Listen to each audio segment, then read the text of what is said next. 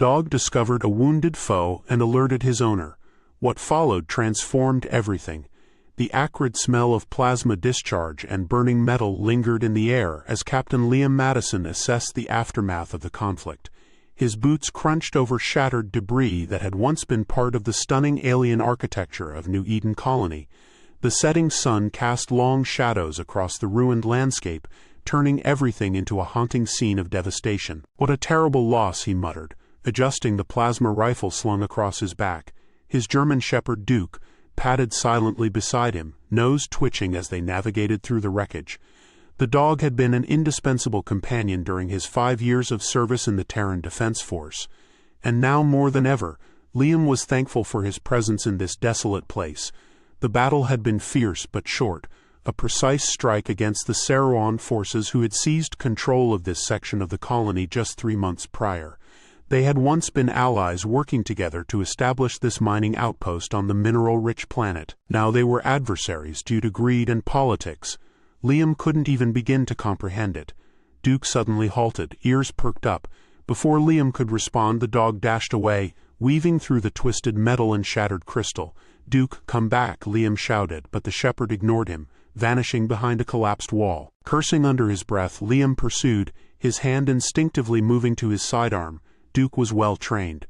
If something had caught his attention, it was worth investigating. He turned the corner and froze. Duke stood over a figure half buried in debris, gently licking a delicate blue-skinned hand. "A cerulean, Duke," Liam called, drawing his weapon, but the dog merely wagged his tail and continued his gentle ministrations to the unconscious alien. Liam approached cautiously, his tactical training battling with his curiosity. The cerulean was female, her metallic battlesuit torn and stained with silvery blood. Long bright blue hair flowed around her like water, and even unconscious there was something striking about her features. "Well," Liam muttered, holstering his weapon. Duke looked up at him with those knowing brown eyes, and Liam couldn't help but smile. Yeah, I understand. You're a better judge of character than I am." He knelt beside the cerulean, checking her vital signs. She was alive but severely injured. As he examined her closely, his eyes widened in recognition. The insignia on her collar, this wasn't just any cerulean soldier. This was General Theo's daughter, he breathed. Lieutenant Atria Theox. Her eyes fluttered open at the sound of her name, revealing irises the color of Earth's oceans. She tried to speak but coughed instead, silvery blood staining her lips. "If my dog trusts you, maybe I can trust you too," Liam said softly, making a decision that would change everything. "Let's get you somewhere safe." He lifted her carefully in his arms, surprised by how light she felt despite her height. Duke led the way back to their ship, tail wagging as if he knew he'd accomplished something significant. As Liam carried her through the ruins, he couldn't shake the feeling that this moment, this choice, was larger than just saving one life. Something was shifting, like the first pebble in an avalanche. He just hoped he wouldn't regret it. The soft hum of medical equipment filled the cramped med bay of Liam's scout ship. As he finished applying the last regenerative patch to Atria's wounds, her silvery blood had already stopped flowing, and the advanced Terran medical technology was working its magic, healing her damaged tissue. Duke lay vigilantly by the door, his ears perking up at every minor movement from their unexpected guest. Liam had just turned to check the medical routes when a blur of motion caught his eye. Before he could react, he found himself pinned against the wall, a slender but surprisingly strong blue hand at his throat. Impressive reaction time for someone who was unconscious, he thought. Meeting Atria's fierce gaze, her ocean blue eyes blazed with a mix of fear and determination. "Where am I?" she demanded, her melodic voice carrying an edge of steel. "Why did you bring me here?" Duke growled low but remained still, sensing his master wasn't in real danger. "Smart dog. You're aboard my ship, the Star Weaver," Liam replied calmly despite the pressure on his throat. "And I brought you here because you were bleeding out in the ruins. Would you have preferred I left you there?" Atria's grip loosened slightly, confusion flickering across her features. "You're helping me? Why, I'm your enemy." "Are you?" Liam raised an eyebrow. "Because from where I'm standing you're just someone who needed help. Duke seemed to think you were worth saving, and he's never been wrong about people before." Her eyes darted to the German shepherd, who had stopped growling and now sat watching them with what Liam swore was an amused expression. Slowly, she released her hold on his throat, taking a step back. "Your companion animal found me. Yeah, and wouldn't leave your side. Must have seen something in you worth trusting." Liam rubbed his neck. noting how she maintained a fighter's stance despite her injuries. "I'm Captain Liam Madison, by the way, though I guess you probably already knew that from my uniform." "Lieutenant Atria Theox," she replied automatically, then winced as if regretting giving away her identity. "I know who you are," Liam said softly. "Your father's quite famous among our ranks. General Theo, the Cerulean who helped establish the first joint human-Cerulean colony before all this began." Atria's face hardened at the mention of her father. "You know nothing about my father or why we fight." "Then enlighten me," Liam gestured to a nearby chair. "Because from where I stand, this whole war seems like a cosmic-scale dispute over mining rights." "It's more complicated than that," she snapped, but sat down anyway, her movements betraying the pain she was trying to hide. "The minerals aren't just resources to us. They're sacred, part of our biological necessity." Liam leaned against the medical console, genuinely intrigued. "I've never heard that before. Our briefings just said they were valuable for industrial purposes." "Of course they didn't tell you," Atria laughed bitterly. "Why would they? Humans see everything in terms of profit and loss. You couldn't possibly understand." "Try me," Liam interrupted. "I'm not as simple as you think, Lieutenant." Their eyes met, and something electric passed between them. Liam found himself noticing details he'd missed before, the subtle iridescence of her skin, the way her hair seemed to shimmer with its own inner light, the proud set of her jaw that spoke of both strength and vulnerability. Atria must have sensed something too, because her defensive posture softened slightly. "The crystals, they're part of our reproductive cycle," she said finally. "Without them, our population will begin to decline within a generation. We tried to explain this to your leadership, but they dismissed it as religious superstition." Liam ran a hand through his hair. "That changes things. Why didn't your father make this more widely known?" "Politics," Atria spat the word like a curse. "The hardliners in both our governments wanted this war." She suddenly doubled over, clutching her side. Liam was at her side in an instant, medical scanner in hand. "Your wounds are still healing. You need rest." "I don't need your help," she protested, but allowed him to steady her. Her skin was cool to the touch, like silk-covered marble. "Maybe not," he agreed, helping her back to the medical bed. "But you've got it anyway." As she lay back, their faces were inches apart. Liam could see flecks of silver in her eyes, like starlight on water. For a moment neither of them moved. Duke chose that moment to pad over and rest his head on Atria's lap, breaking the tension. She smiled despite herself, running her fingers through his fur. "He really is an excellent judge of character," she murmured. "Best partner I've ever had," Liam agreed, stepping back. "Get some rest, Lieutenant. We can figure out what to do next after you recover." "And if I tried to escape?" she asked, but there was less hostility in her voice now. "The ship's locked down, but I won't stop you if that's what you really want," he shrugged. "Though I think we both know there's a bigger picture here that needs addressing." Atria studied him for a long moment. Perhaps you're right, Captain Madison," Liam corrected. "If we're going to figure this out together, we might as well use first names." "Liam," she tested the name, and he tried to ignore how pleasant it sounded in her accent. "You're either the most naive human I've ever met or the most dangerous." He grinned. Why not both? That earned him a small smile in return, and Liam felt something shift between them, the first crack in the wall of mistrust that separated their peoples. As he turned to leave the med bay, Duke settled in beside Atria's bed like a faithful guardian. Looking back, Liam saw her close her eyes, one hand still resting in the dog's fur. The proximity alert jolted Liam awake in his pilot's chair. Red warning lights pulsed across the Star Weaver's control panel as the ship's AI announced multiple Terran vessels approaching. "Patrol pattern detected." "Well," Liam muttered, fingers flying across the holographic displays. He'd chosen this secluded valley specifically to avoid detection, but apparently his luck had run out. The scanner showed 3 Raptor-class patrol ships moving in a standard search grid. They hadn't spotted him yet, but it was only a matter of time. The med bay door slid open, and a tray emerged with Duke at her side. The regenerative treatment had worked wonders. She moved with her natural grace again. Though she traded her damaged battle suit for a spare flight suit Liam had offered, the dark material hugged her figure in a way that made it difficult for him to maintain his professional demeanor. "Your people?" she asked, leaning over his shoulder to study the tactical display. Her proximity sent a shiver down his spine, her natural scent reminding him of ocean breeze and ozone. "Yeah, standard patrol sweep." He glanced up at her. "They're probably looking for survivors or prisoners or deserters." There was a knowing edge to her voice. That's what I am to you now, isn't it? Liam, a complication that could end your career or worse. You're not a complication, he said firmly, then amended, well, okay, you are, but not in the way you think. A ghost of a smile played across her lips. Oh, and in what way would that be?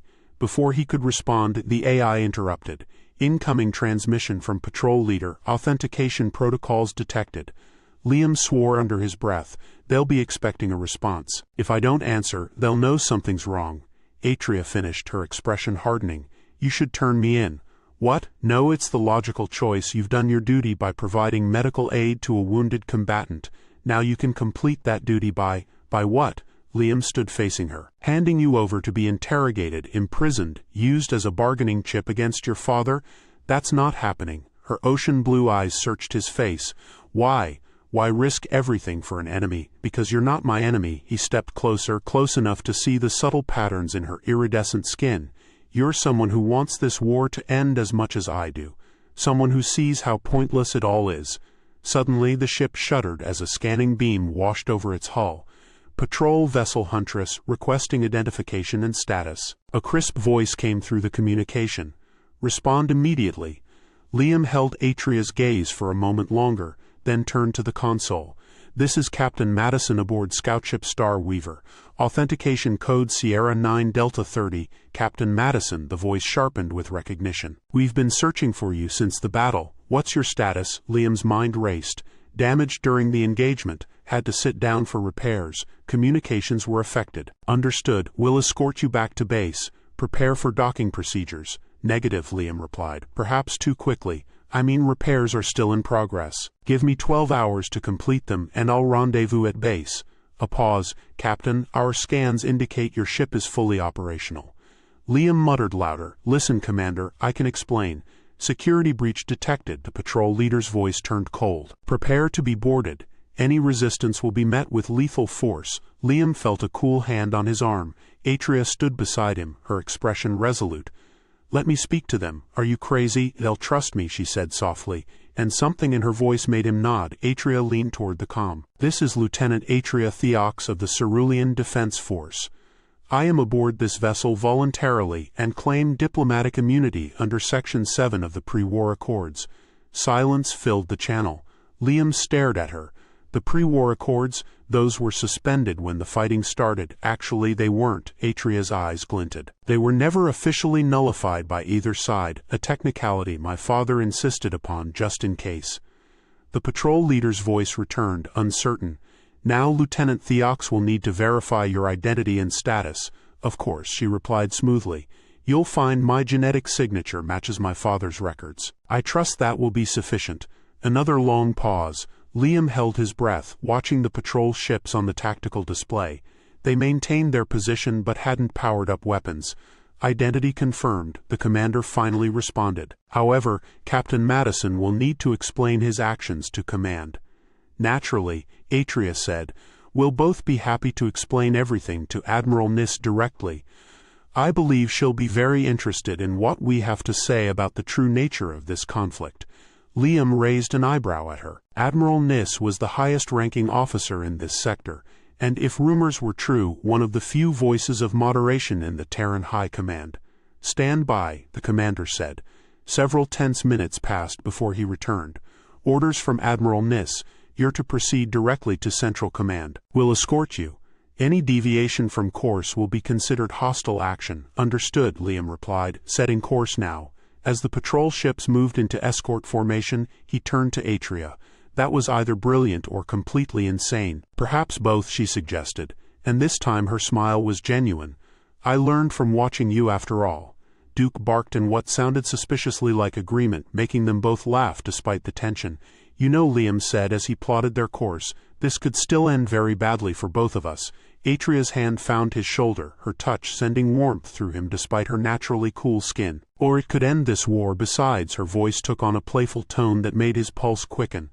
I find I rather enjoy defying expectations with you, Captain Madison. Is that so, Lieutenant Theox? He glanced up at her, noting how the ship's lights caught the silver highlights in her hair. Indeed, you humans have a fascinating way of turning impossible situations into opportunities. It's quite, attractive.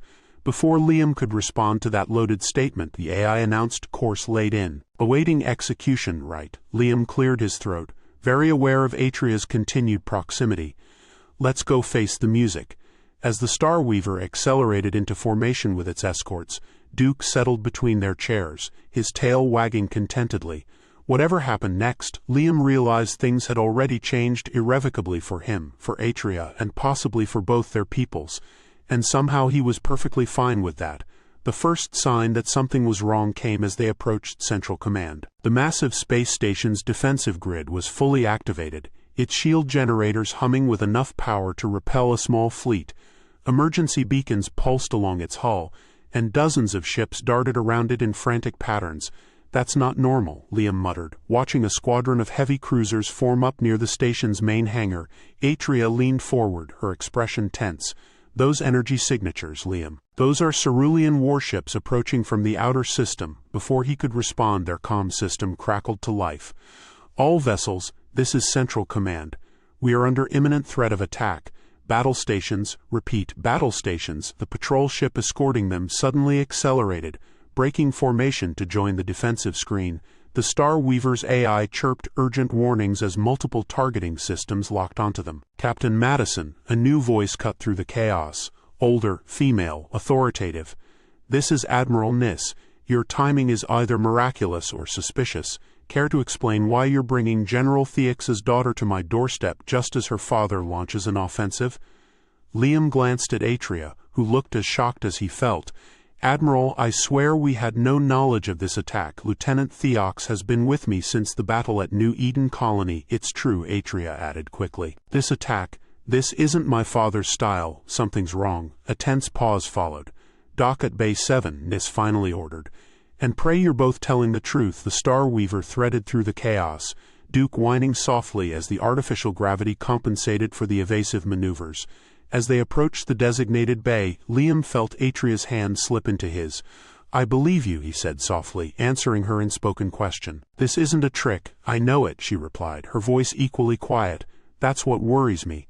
The docking procedure was barely complete when armed security teams surrounded their ship. Liam raised his hands as they boarded, noting how Duke positioned himself protectively between them. Stand down, boy, he commanded softly. The German shepherd complied but maintained a vigilant watch. They were escorted firmly but not roughly through corridors filled with rushing personnel and blaring alerts. Liam couldn't help noticing how Atria drew stares from the human crew members they passed. Some were hostile, others curious, but more than a few seemed appreciative of her exotic beauty. He felt an unexpected surge of possessiveness, which he quickly tried to suppress. Admiral Nis's war room was a hive of activity. Holographic displays showed the approaching Cerulean fleet while officers called out updates and damage reports. The Admiral herself stood at the central tactical table, her silver hair pulled back severely, her weathered face illuminated by the emergency lights. I report, she barked as they entered. The Cerulean fleet has increased speed, an officer responded. Energy signatures suggest they're charging weapons, but something's off about their formation. It's all wrong. Every head in the room turned toward Atria. Those aren't standard Cerulean attack patterns, and those energy signatures, they're too intense, too unstable. Nis's eyes narrowed. Explain, our ships are designed to work in harmony with the crystal energies we harvest. These readings suggest the ships are being pushed beyond safe limits. No Cerulean commander would risk that. It could trigger a cascade reaction through the entire fleet. Unless they're not actually Cerulean commanders, Liam suggested. The pieces clicking into place. Admiral, what if this is a false flag operation? By whom? Nis demanded. But her tone suggested she was already considering the possibility. Someone who benefits from this war continuing, Atria said, stepping closer to the tactical display. Someone who? The station shuddered as the first shots were fired. But instead of targeting Central Command, the Cerulean ships opened fire on the outer defense platforms. Their targeting is deliberate, Atria observed. They're trying to disable, not destroy. They want to provoke a response without causing too much damage, which means they need both sides intact for whatever their real plan is. Liam added. Nis studied them both for a long moment, even as more impacts rocked the station. Lieutenant Theox, can you access your father's command codes? Yes, do it now. Nis gestured to a secure terminal. If you're really on our side, prove it. Atria hesitated only briefly before moving to the terminal. Her fingers flew across the interface as she input a complex series of commands. Suddenly, new data flooded the tactical displays. These are the real Cerulean fleet positions, she explained. They're defending their own borders. These ships attacking us are imposters. Confirmed, Endelus called out. Energy signatures don't match known Cerulean profiles. They're using some kind of masking technology. Clever girl, Nis murmured. Then louder, all ships hold fire. I repeat, hold fire. These are not Cerulean forces, but it was too late. The attacking ships had achieved their goal. Chaos and confusion reigned as both sides scrambled to make sense of the situation. Through it all, Duke remained calm, watching the proceedings with what Liam swore was understanding in his intelligent eyes. We need to expose them, Liam said, moving to stand beside Atria. Show both sides they're being played, yes. But how? Nis demanded. We're running out of time before this escalates beyond control. Atria's eyes lit up suddenly. The crystals, the ones they're using to power their ships, they're unstable because they're synthetic. No wonder the energy signatures are wrong. If we can prove that, Liam said, catching her train of thought, we can show everyone these aren't real Cerulean ships, and I know exactly how to do it. Atria smiled, a fierce expression that made Liam's heart race. But I'll need your help, both of you. As she outlined her plan, Liam couldn't help but marvel at how far they'd come from that battlefield where Duke had first found her. Sometimes the most profound changes started with the smallest acts of trust. Multiple hyperspace signatures detected. The sensor officer's voice crackled with tension. It's the real Cerulean fleet, and they're led by the Stellar Dawn, my father's flagship. Atria breathed, her luminescent skin pulsing with emotion. He's coming himself. Liam watched as the massive alien vessels materialized like ethereal sea creatures swimming through the void. Their crystalline hulls refracted starlight in mesmerizing patterns, a stark contrast to the crude imitation ships still hammering at Central Command's defenses. A three-way standoff, Admiral Nis mused, her weathered features illuminated by the tactical display. This could get very ugly very fast, or it could be our chance, Liam said, stepping forward. Think about it.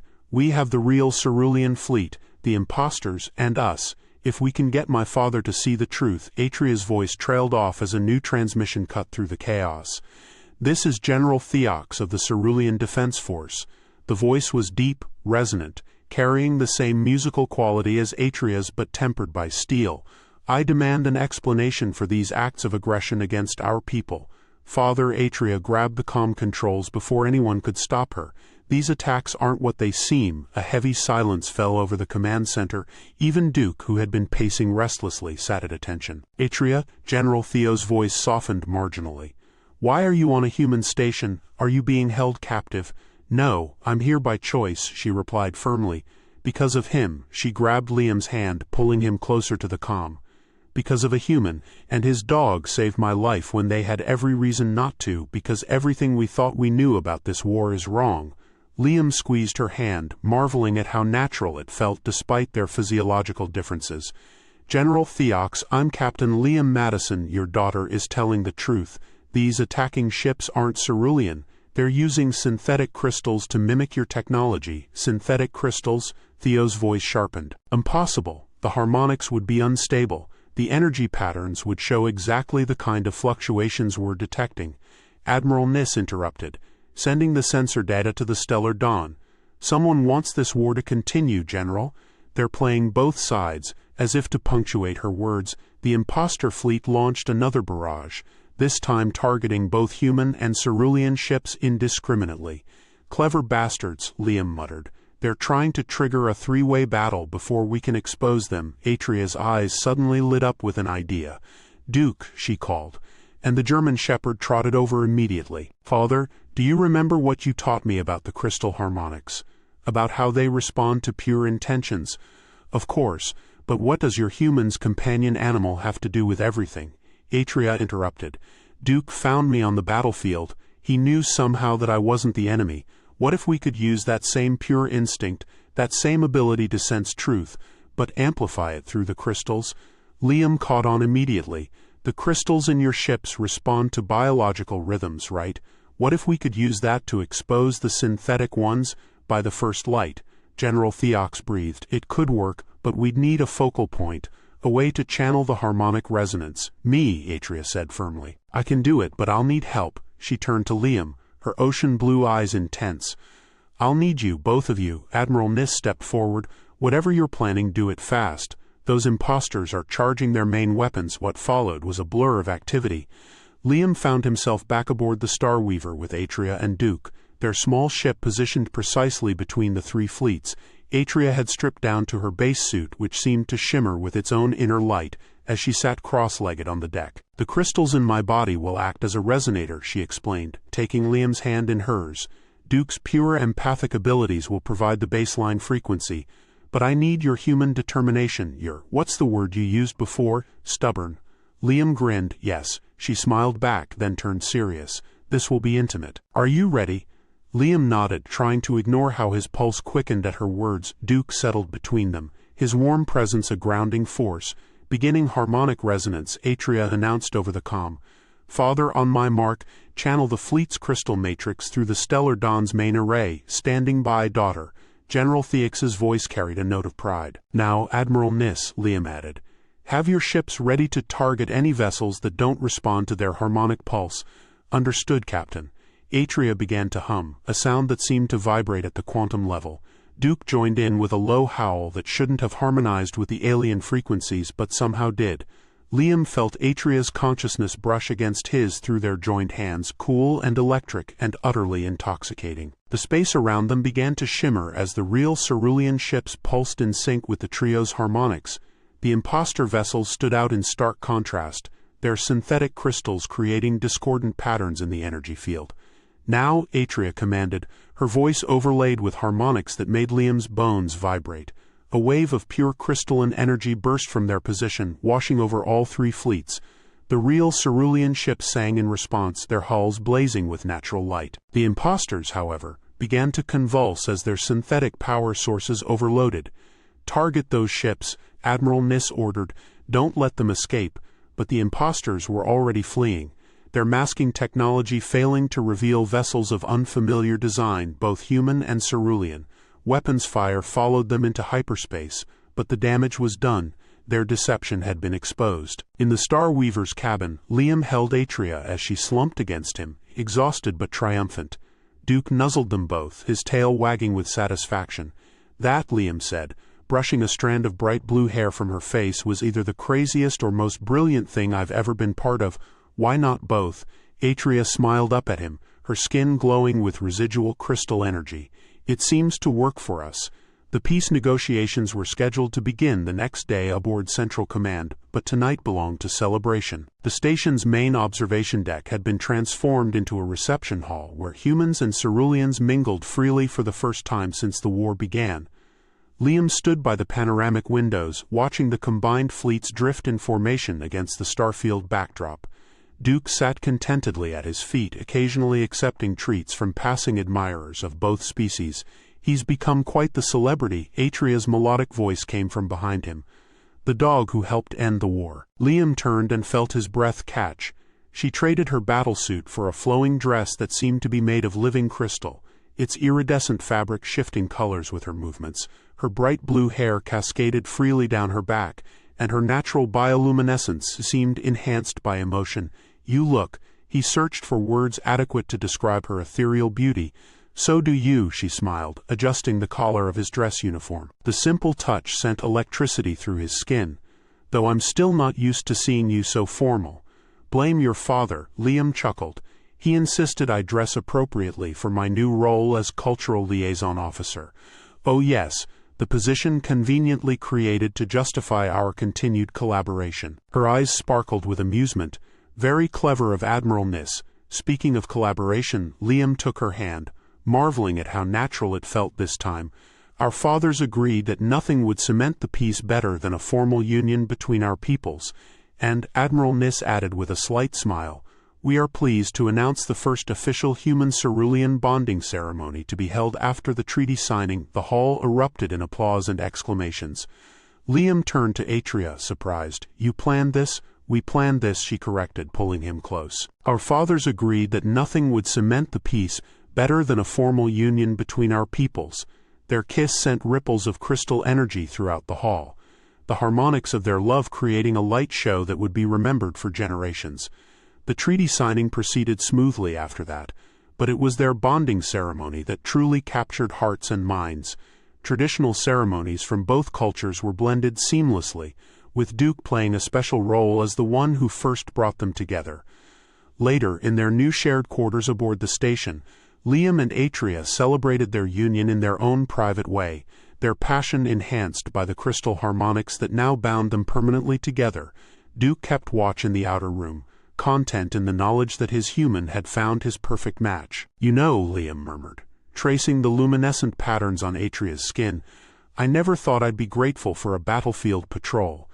And I never thought I'd be grateful for being wounded," she laughed, the sound like music, though I still say Duke knew exactly what he was doing. "Of course he did." Liam grinned. "He's always been smarter than me." Their peaceful moment was interrupted by a message alert. "We've detected unusual energy signatures in the outer system. We need our best team to investigate." They looked at each other, excitement building. "Ready for another adventure?"